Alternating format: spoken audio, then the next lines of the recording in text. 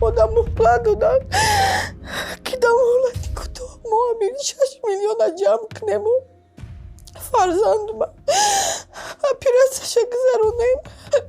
حتی در همون یک واگونی که زندگی میکنه شوهرش، در همون جای کارش، در همون جا همراه همین دو فرزند همون شوهر خوان. گفتم با ما دونر در کار است، ما فرزند دیم ما مراجعه تویرف مراجعه آوردیم همجا. روی اکران برآمدن این شوخی نداره.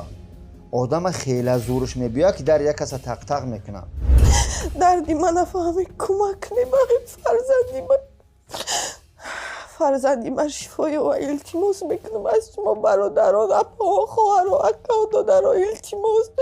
روبل مهم نیست که 100,000 پارتوی 100 سوم پارتوی 1 روبل پارتو هر سومی که شما میگذارید در کارتای خچونای بیا یک کدمت امکانی نداره از پیش دبری مادر باشه خیلی یک لباس شاید یگون خراکای قطشون صحبت کنه یک درد دل مادر بفهمه.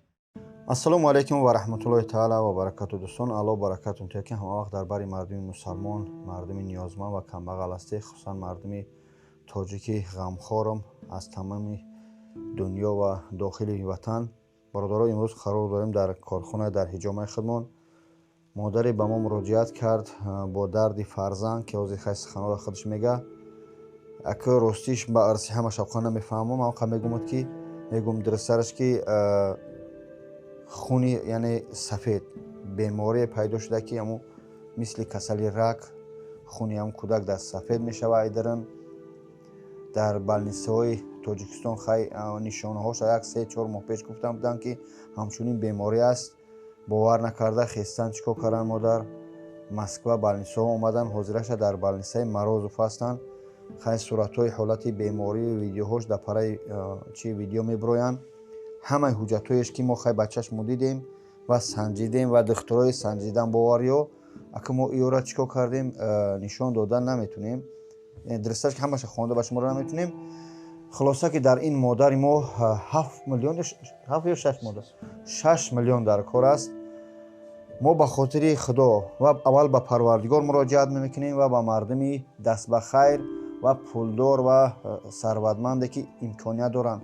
مقصد از این سخنی من است که کدمت که پول نداری شرایط 1 روبل روی کردن نداری دوستان عزیز خواهش میکنم در حقشون اول در هم کامنتارا دعا کنی.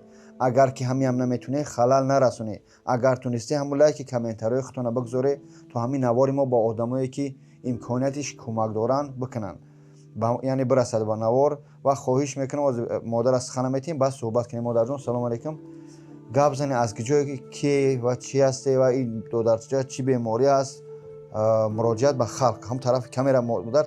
سلام علیکم برادران. من از شهر ایسار هستم. رحیما شانوزه. فرزندی من میبوشد طاهرف مرداد 14 ساله است. 1-3 ماه میشود بیمار است. بیماریش در تاجیکستان انیخ کردگی بدن. با راستی ما باور نکردیم بسیار مادر نخواستم دمی کسلش باور کردن با ما آمدیم بلیسه مروزوس که راستی ما را قبول نکردن. این حالتش کمتر بد شد. ما را در تاجیکستان گفته بودن که وقتی سمالیات میشنه کسلارات کم میشه و این خونش پایان میشه و اجازت ندادن. راستی من گرفتم آوردمشان خون گذروندیم آوردم 10 روز برین ما بلنیسه اومدیم رفتیم ما را قبول نکردن. بعد ما چی کردیم مراجعت کردیم در همین مسکو گفتن 2 تا بیمارخونه است. هم بیمارخونه یکتاش دیرگچه و یکتاش بلنیسه مروزوفسکی. ما همجا رفتیم پلاتنی اما دخترش در دور اومدیم دختر دیدک خلاصه خیچه برو وردک. بعد یه انالیزش سپاریدن دید که حالتی فرزندم بد شده.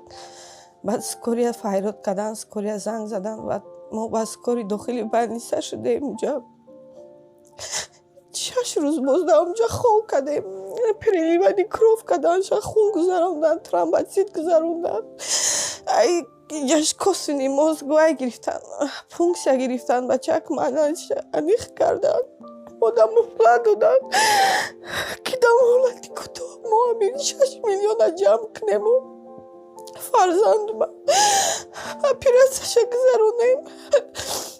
گفتم با ما دونر در کار است، ما فرزندی دیم ما مراجعه تویرف مراجعه آوردیم همینجا انالیزش از سپریدیم.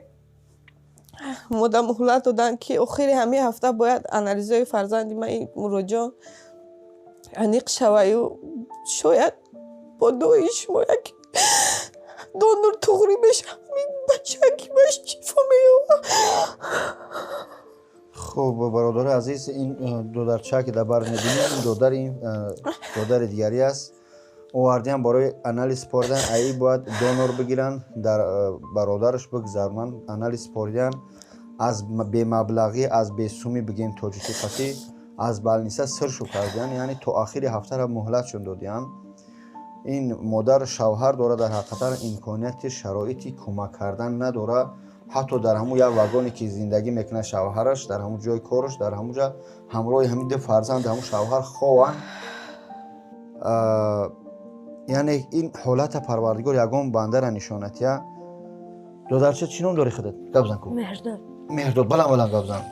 چخیری؟ سلامتی سوزای؟ تو مردیه باید قوی باشی. ها؟ درباره مادرت باشی. این دودرچه را خیلی فربی میبینه. این نگاه که این هم همچنین بود. از حسابی همون خیمیکات گذروندگان همون چیزی که کردنش همین دودر بگیم اپوخلی یا که ورم کرده گیا ورم است. همچنین این شکلش اینخیلی نیست دودره. من گپی زیادتم نمیفهمم بگم به خاطر که یک نقطه بس است. اگر شعور است دردی مادر را میبینه. من اول از پروردگار، از مردمی دست بخیر، از اکوها، ای برادرای وطن، از روسیه، از امریکا، مهم نیست از کجا هستید، مسلمان هستید، تاجیک هستید، کارتای دشنبستی ختونای زبربا ای خواهرچشای درباره مادر باید باشیم.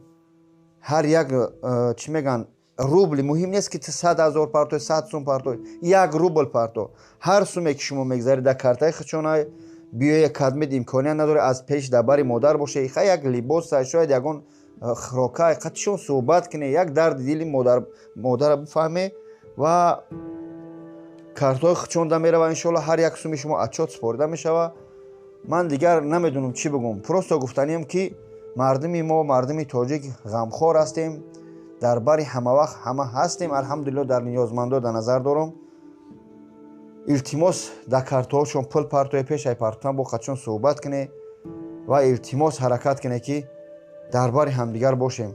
دودرچه درباره اکاتو هستی تو آخره چی گفتنی و مردم تاجیک؟ گفتنیم که اکامونده یاردم تیا؟ الان مشکل توصف کنم. تو چی میگوی مردم تاجیک؟ گفزن دودر جون. بلند گفزن. هیچی گفتنیشون نیستی؟ کمک نکنن؟ کمک کنن. الان مشکل توصف کنن.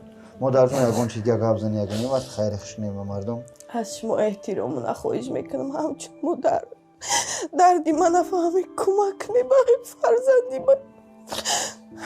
فرزندی من شفای و التماس میکنم از شما برادران اپا خواهر و اکا و دادر و التماس از شما خواهش میکنم. برادرها هر یک کدیم ما مادر و اپا داریم، زن و فرزند داریم. روی اکرام برآمدن ایش شوخی نداره. آدم خیلی زورش میبیا که در یک کس تق میکنه. با هم خاطر التماس خواهش زارت میکنم که درباره مادر باشیم. از دست ما یک نوار کرده پرتافتن ای اوش ای پروردگار و اوش دستگیری شما است. این خدمت ما نیست. این ما سبب میشیم، بلاگرها سبب میشیم. این خدمت شما میکنه مردم. به خاطر خدا درباره مادر باشه، زنگ زنه به درد مادر برسه. برادرها کارت‌های خچونم بازم تکرار میکنم دشنبستی اپا خچای کارتای زبربانک خواهر شای. یعنی دیگه چی بگم، این حجتاش کدمت که میفهمه بیا از نزدیک ببینه، التماس کمکش کنه. الله مشکل همه ما رو آسان کنه و درد ای برادر در شفا بده و درباره کی باشه و پدر مادر گیره نکن. دادر همش خوب میشه. الله نگهبان تو برادر رو التماس نوار پان کنی. اقلا شرایط نداره همین استوریس که در گروپ ها تو پان کنی. السلام علیکم و رحمت الله تعالی و برکاته.